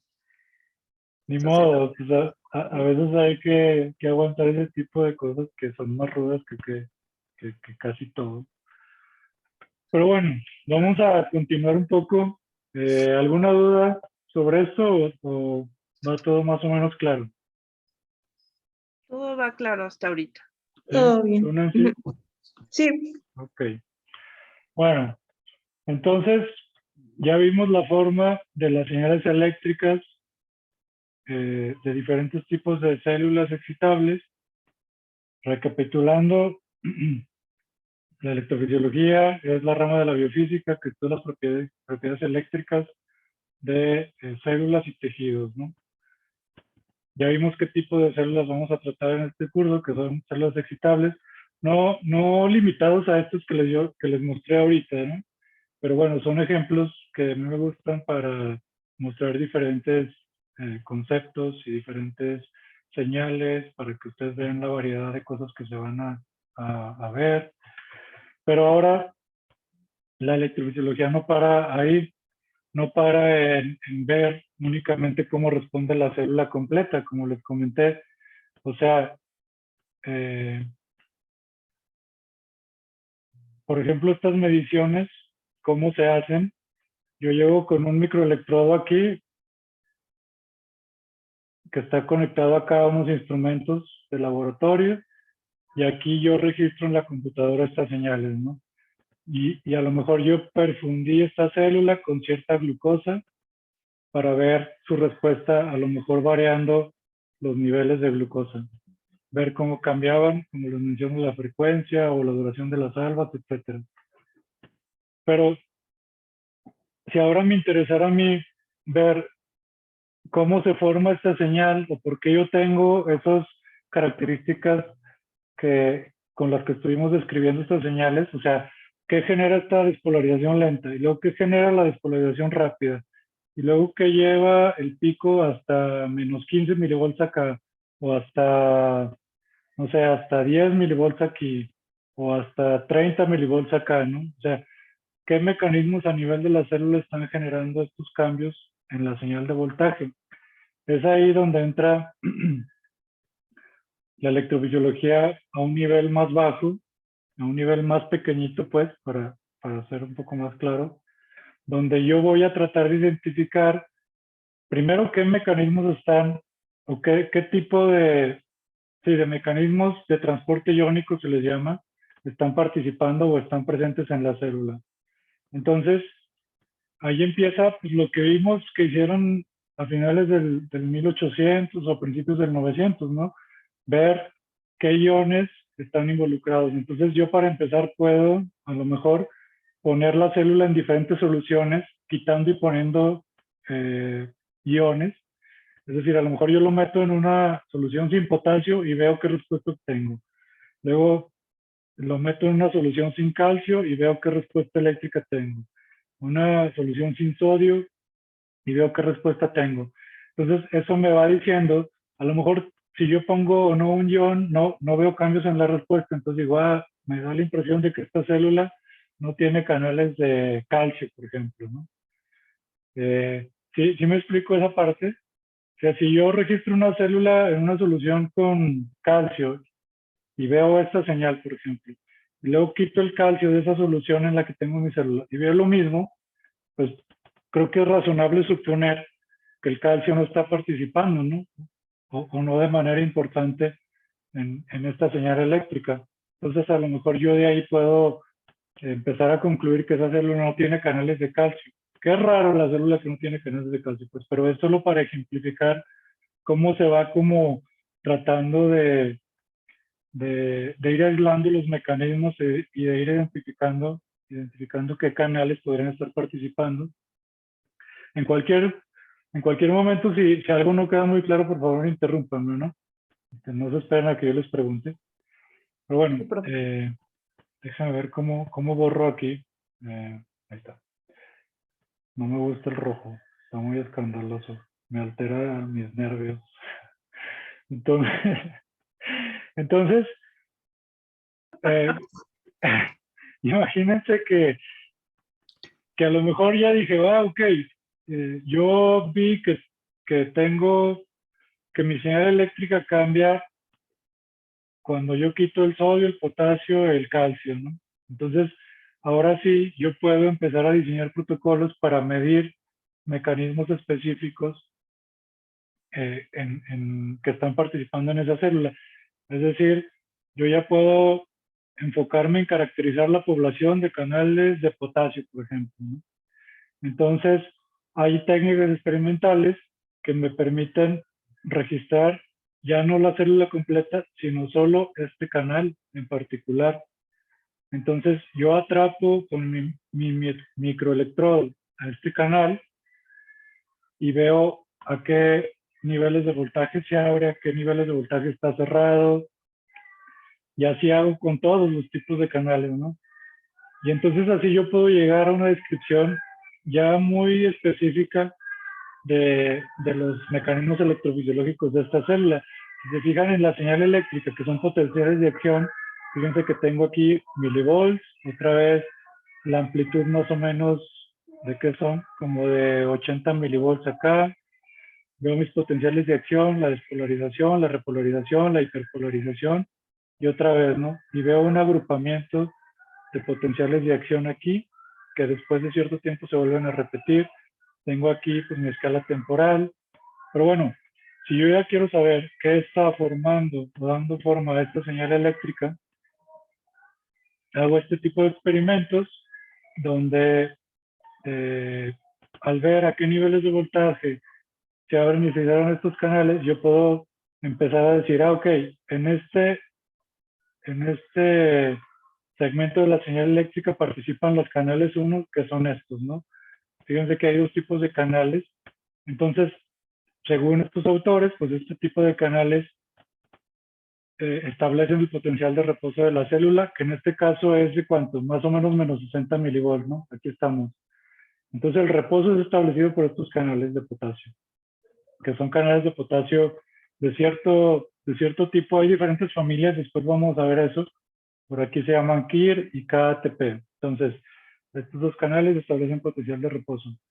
Después, bueno, esta célula en particular sí requiere un estímulo de glucosa. Entonces aquí la glucosa le va a pegar a este canal que, como ya vimos, establece el potencial de reposo. Entonces, ese estímulo va a hacer que se genere la despolarización lenta inicial, que va a llevar a esta señal a cierto voltaje en la que los canales número 2 se van a abrir. Esos canal número 2, si se fijan en la figura, son canales de calcio. Entonces, al abrirse estos canales de calcio, se va a generar una despolarización mayor, una despolarización rápida, que va a llevar a la señal a otro voltaje menos negativo, que va a generar la apertura de canales de sodio, y así sucesivamente, ¿no? De sodio y de calcio tipo L. Entonces tenemos diferentes tipos de canales de calcio, por ejemplo, que abren a diferente voltaje. Entonces, ahí si se ven, si se fijan, se ve un comportamiento muy complejo porque tengo canales de calcio que se abren a lo mejor a menos 50 milivolts, pero tengo después otros canales de calcio que se abren a lo mejor a menos 20 milivolts. Después tengo otros canales de calcio, que son el número 4, que se abren a lo mejor ya llegando a 0 milivolts. Entonces, si se fijan, se requiere de una, ¿cómo llamarle? No sé si de una interacción o de una coordinación muy compleja entre los diferentes canales que están en esa célula para darle forma a esas señales que vimos, ¿no? ¿Hay alguna duda hasta aquí? ¿No? Entonces, si se fijan, aquí todo esto es, todo lo que es calcio, sodio, es entrada de iones a la célula iones de calcio y de sodio que generan despolarización, pero al llegar al 4, genero la apertura de los canales 5 y 6, que son de potasio, y aquí es salida de iones de la célula. Entonces, la entrada de iones, por un lado, genera despolarización, la salida de iones de potasio genera repolarización.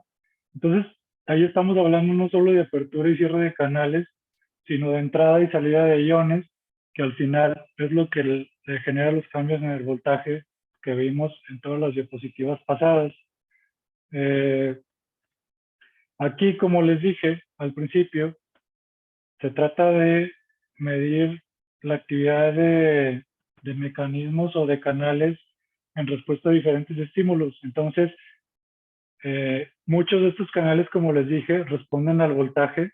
Todos estos responden al voltaje, pero hay unos que responden, por ejemplo, al ATP. El estímulo que genera los cambios en el comportamiento de este canal es el ATP, y es precisamente en este tipo de célula, que es la célula beta, el mecanismo de transducción de glucosa a algo eléctrico, ¿no?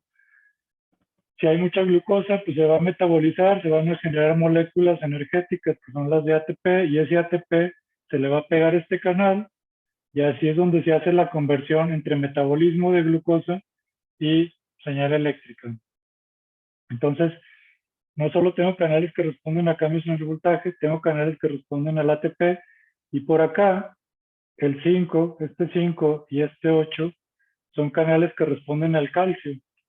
Como les mencioné en todas las células que les platiqué hace rato, la secreción, por ejemplo, de los neurotransmisores de las neuronas y también de la insulina dependen de la entrada de calcio a la célula, pero también ese calcio va a hacer que se abran otro tipo de canales. El calcio mismo que genera la secreción de insulina, en este caso, se le pega a dos tipos de canales de potasio para que se abran y generen la repolarización.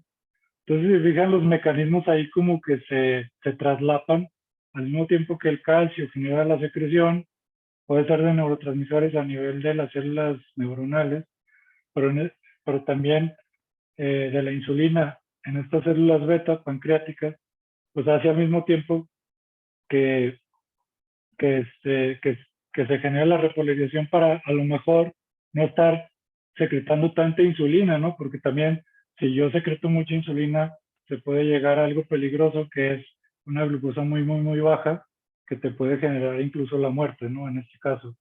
Entonces, tiene un mecanismo de regulación interno, si se fijan, porque al mismo tiempo que yo estoy generando la secreción, la estoy frenando por otro lado. No sé si me explico esa idea de la autorregulación de la célula. Ay, ¿qué dice? Entonces, estos mecanismos, pues, al mismo tiempo de que tienen una función estimulatoria, por otro lado, como que limitan a la célula de que se exceda, ¿no? De que se genere una secreción excesiva. Pero bueno, todo eso tiene que ver con la electrofisiología, porque yo para medir estos canales a la hora de que quiero ver su comportamiento, a lo mejor me doy cuenta de que no responden al voltaje.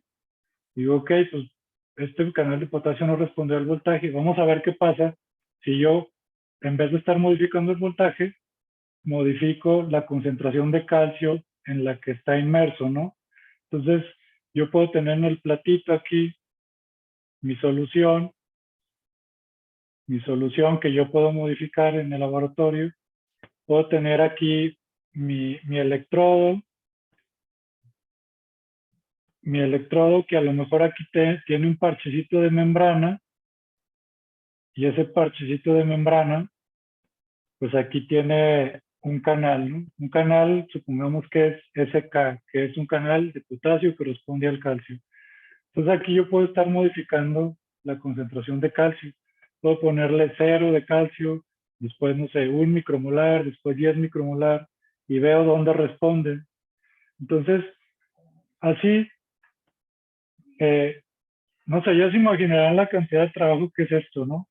Primero, identificar qué canales participan, después ver si responden al voltaje o a algún otro estímulo, y luego ver, modificar las concentraciones o los voltajes a los que responden esos canales, y al final llegar a una caracterización de la actividad eléctrica de las células con un nivel ya de detalle pues bastante alto, ¿no?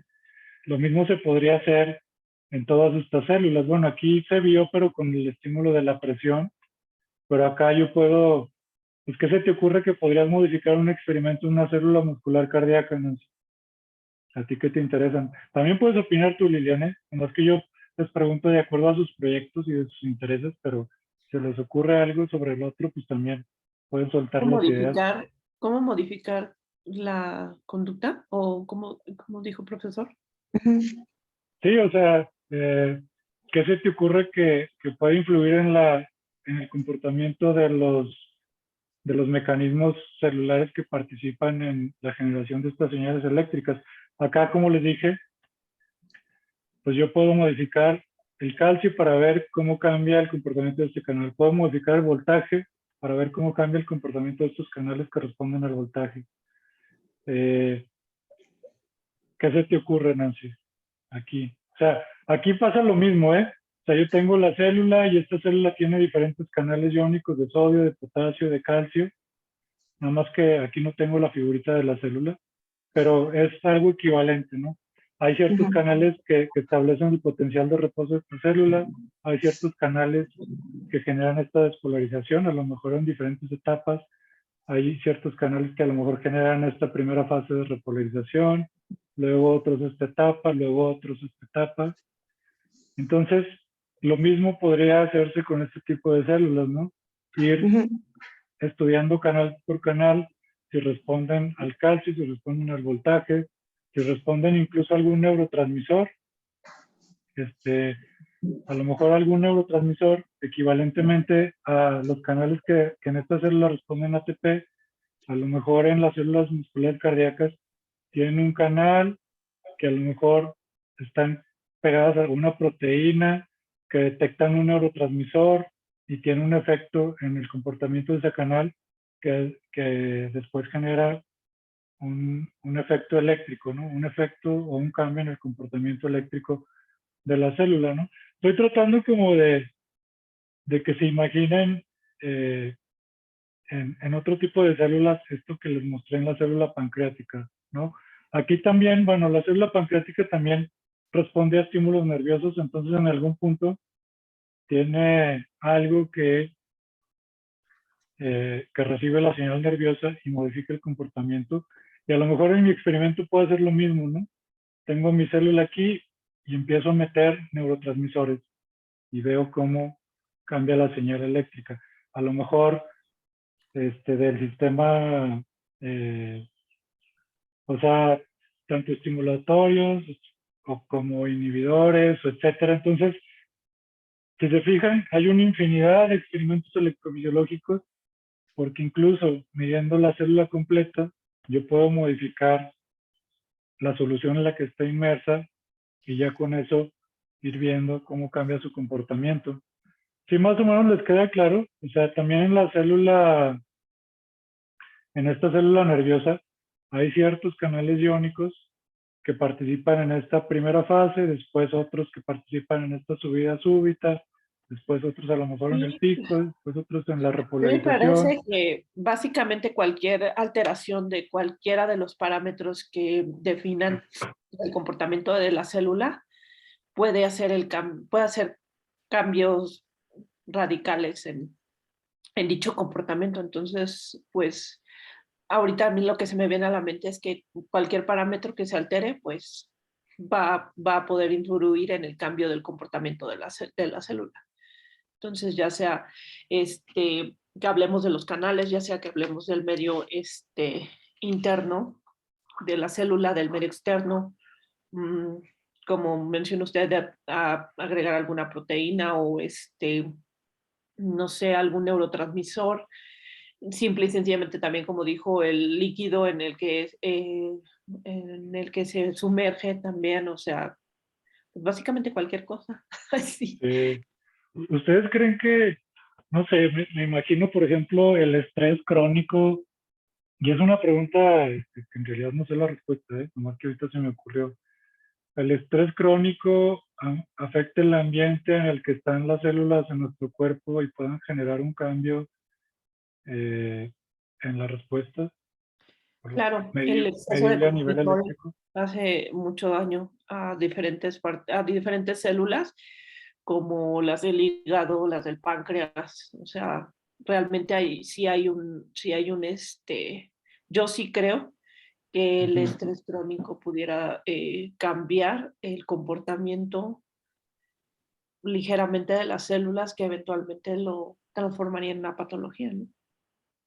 Podría ser, ¿no? Así como estas cuando están en glucosa alta por un tiempo prolongado, pues empiezan a fallar, pues puede ser que otro tipo de células tenga otra respuesta negativa, ¿no?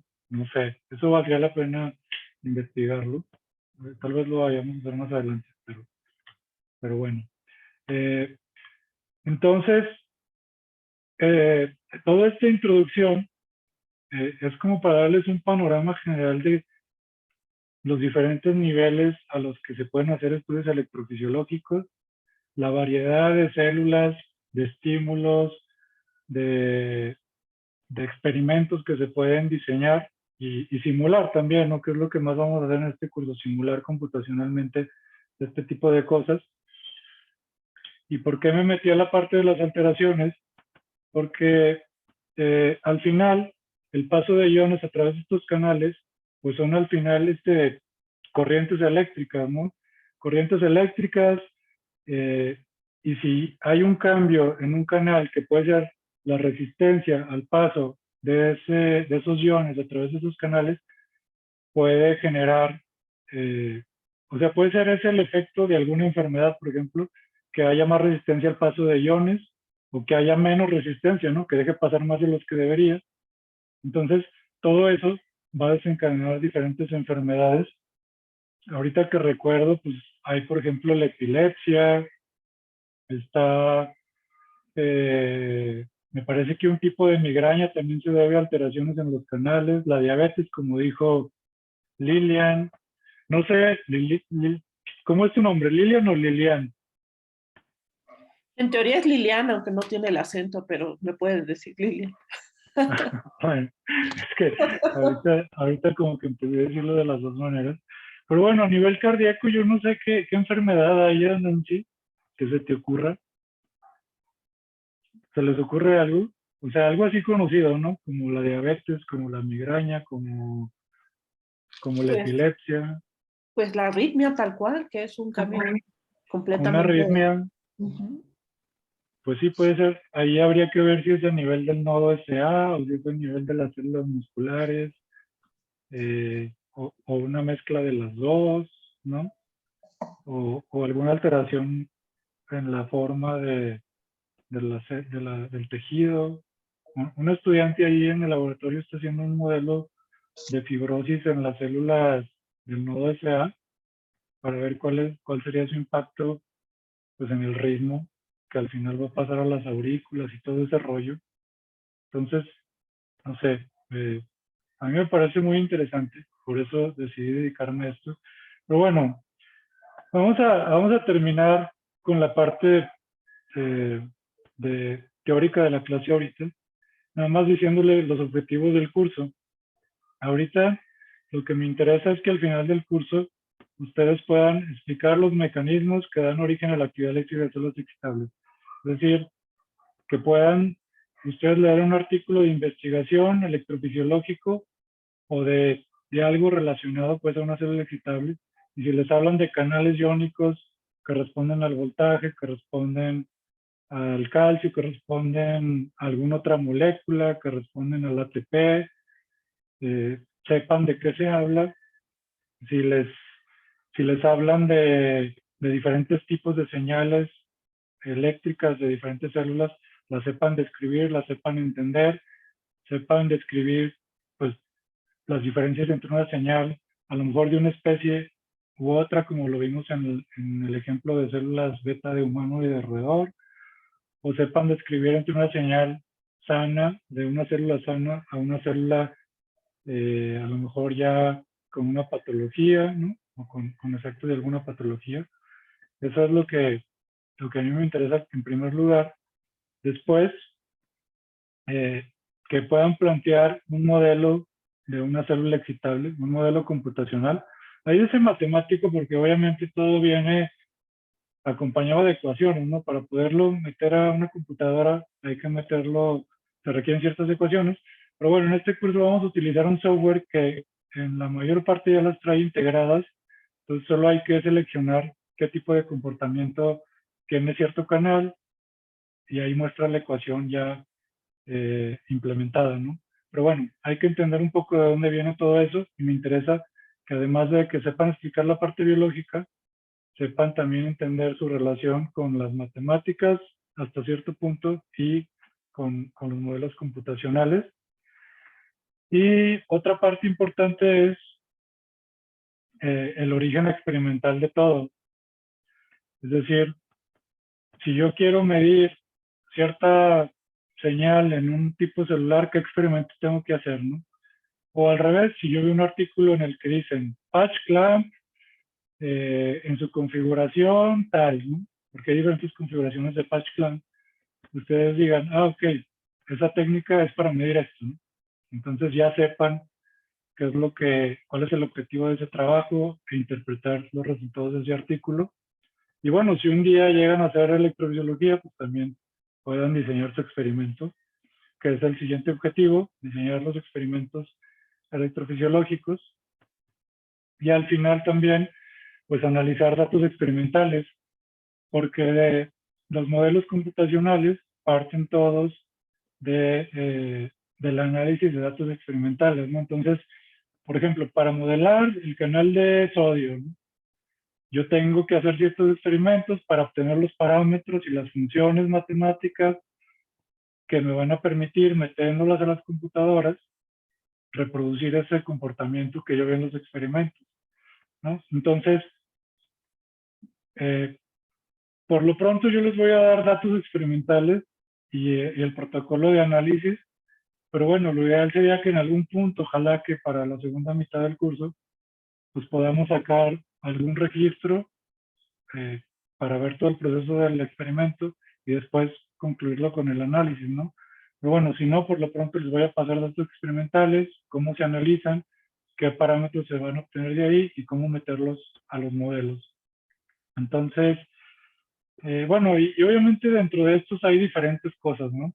Aquí, modelos computacionales, pues podemos hacer neuronas, podemos hacer cardíacas, podemos hacer pancreáticas, dentro de las neuronas podemos hacer varias, dentro de las cardíacas podemos hacer varias también, del nodo SA, por ejemplo, y del músculo cardíaco, de diferentes especies.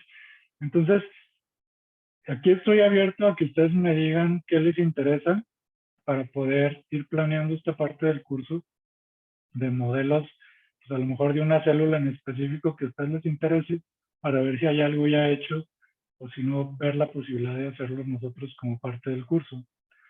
No sé qué les parece. ¿Lo ven bien? ¿Lo ven como medio que hace falta algo? ¿Sí, sí va con los objetivos que ustedes tenían al inscribir este curso? Ustedes díganme. Sí, ¿Sí? ¿Les y parece digo, bien? siempre y cuando también hagamos como porque esto es a grandes rasgos, entonces sí está bien como ahondar un poco tanto en las células nerviosas como en las cardíacas, que son las que particularmente nos interesan tanto a Nancy como a mí. Entonces, yo Ok. lo encuentro bien en ese sentido. Bueno, entonces, eh, bueno, pues ahí tengo un programa que más bien voy a ir subiendo a la plataforma. En realidad estos son como temas muy abiertos. Dentro de estos temas, eh, aquí hay ramas, ¿no? Eh, aquí es lo que estamos ahora, pero vamos a empezar a ver ya en particular diferentes casos ya más en detalle, como menciona Lilian. Obviamente aquí pues hay diferentes configuraciones, diferentes técnicas, dependiendo de lo que uno quiere medir. Aquí también pues, hay ramificaciones en todos estos. Aquí podemos analizar señales de un solo canal, de varios canales, de la célula completa, de voltaje, de corriente. Entonces hay diferentes ramas en el análisis de datos experimentales. Modelado de corrientes puede ser modelado de corrientes de un solo canal, de poblaciones de canales, y aquí otra vez de diferentes tipos de células, y diferentes tipos de modelado. O sea, dentro del modelado de células excitables hay diferentes. O sea, hay cuando uno solo quiere ver la señal de voltaje, pues a lo mejor se puede usar un modelo muy simple, pero cuando uno quiere ver la propagación en diferentes puntos del espacio de una neurona, por ejemplo, pues se necesita un modelado más completo, que también es muy bonito y ojalá lo podamos ver, ya que te interesan en tu caso las neuronas. ¿Sí? Pero bueno, es a grandes rasgos cómo va a estar estructurado el curso. Obviamente, si en algún momento ustedes quieren como ahondar más en cierto tema, porque obviamente tenemos 3 meses, ¿no? 3 meses, pues se alcanza a ver un poquito de todo, tal vez hasta cierto punto superficial, pero si ustedes creen mejor sacrificar un poco de amplitud del programa por ir a más detalle a cierta parte, pues me lo pueden decir con toda confianza. Entonces siéntanse con la libertad de sugerir sobre los temas que vayamos viendo y también de retroalimentarme si creen que voy muy rápido o si algo no les queda claro, si algo se les dificulta, por ejemplo, en la parte computacional, en la parte matemática, pues para poder hacer a lo mejor una sesión adicional donde se explica esa parte para no sacrificar parte del curso. En fin, bueno, hasta aquí eso, creo que ya. La bibliografía. También está esto en la página del curso, no sé si la vieron.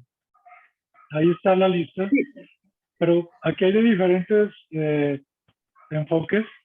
Esto es muy, pues más o menos biológico, como muy clásico. Entonces, si quieren el panorama general, pueden checar este Johnston. Si quieren la parte matemática, pueden checar el Plonzi. Si quieren la parte de Ashclamp de Subió experimentos. es que no sé si subió los PDFs de los libros o estos donde los podemos consultar. Subí algunos. De hecho, ahí viene un enlace, creo que en la bibliografía. Sí. Creo que a una carpeta, pero no sé si vengan todos. Ok. Aquí es un clásico de los canales iónicos. Pues, sirve como consulta cuando hablemos de canales iónicos, de las propiedades de cada tipo de canal. Ese es uno de los clásicos. Esta es la parte matemática y esta es la parte, pues también matemática computacional. Pero bueno, yo les voy diciendo en cada parte del curso si hay que consultarlo con mayor detalle. ¿Sale? Entonces, ya por último, ¿ahí siguen viendo mi pantalla o no? ¿Qué están viendo? Sí, el Tu PowerPoint. pantalla. PowerPoint de la bibliografía. Ajá. Si yo cambio, ahí siguen viendo, ¿ya están viendo el aula virtual o no? No, No, ¿verdad? No. Ok, pues tengo que cambiar la pantalla, ¿verdad? ya. Ya para terminar, estoy aquí en Chrome. Déjame, voy a la visión de estudiante para que lo vean como ustedes lo van a ver. Cambiar rol. Oh, me sacó. Cambiar rol estudiante. Bueno, vamos aquí en la sección. Bueno, aquí está la bibliografía, lo que les decía. Aquí vienen algunos. Si Sí, no, cierto. viene un enlace a OneDrive. Aquí subí 4. Si me faltan algunos, los voy a subir porque he ampliado la bibliografía conforme he dado el curso. Pero bueno, eso no era lo que quería mostrarles. Aquí en la parte de introducción, es que me faltó esto, que lo vamos a ver la siguiente clase. Esto quería mostrarles trazos reales de las diferentes células, pero bueno, lo vemos la siguiente clase. Lo que quería pedirles, hay una opción, hay una sección de wiki en esta sección de introducción a la electrofisiología celular, que se llama células excitables. En las células excitables, si se meten van a ver 3 secciones que son neuronas dopaminérgicas y cardiomiocitos atriales. Entonces, si se meten a cada una de ellas, ustedes pueden editar el contenido de estas páginas. Ahorita está vacío. Entonces, lo que les iba a pedir es, no sé si, por ejemplo, tú, Lilian, puedes enfocarte a hacer una descripción así breve, ¿eh? Tampoco es un tratado sobre las neuronas dopaminérgicas, pero nada más dónde se localizan, qué función tienen, qué secretan, qué estímulos reciben, para qué sirve eso que secretan. O sea, como un panorama general, así como yo les platiqué ahorita sobre diferentes células, sobre la célula beta, por ejemplo, hacer una descripción así, una paginita, un par de paginitas, y si tienen alguna figura de algún libro, pues meterla ahí, porque vamos, los artículos que les mostré, que están ahí en el aula, también son sobre estas células. Entonces, yo no las conozco a detalle, no sé si ustedes las conozcan a detalle, pero a lo mejor sirve ir avanzando esa parte para a la hora de meternos al artículo el martes que entra,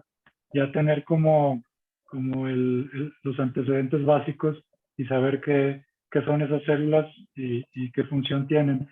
Así como hay una sección de neuronas dopaminérgicas, si me regreso aquí a células excitables, están cardiomiocitos atriales. Entonces no sé si tú puedes hacer esta sección, Nancy. Igual, cardiomiocitos atriales, se meten y le ponen aquí en editar, y aquí viene ya, bueno, borran esto de contenido y ya se ponen a escribir, y aquí pueden agregar imágenes, enlaces, a lo mejor a un video de YouTube o lo que ustedes crean convenientes, ¿eh? Es libre, entonces no hay una plantilla ni ni algún requerimiento especial, lo que ustedes crean como suficiente para tener los antecedentes básicos de entender ese tipo de células y conocerlas. Nada más eso, para el martes, ¿cómo ven? Sí. Sí, ¿Sí? Sí pueden entrar, bueno, chequenlo, ¿no? Cualquier problema que tengan con el aula, me dicen.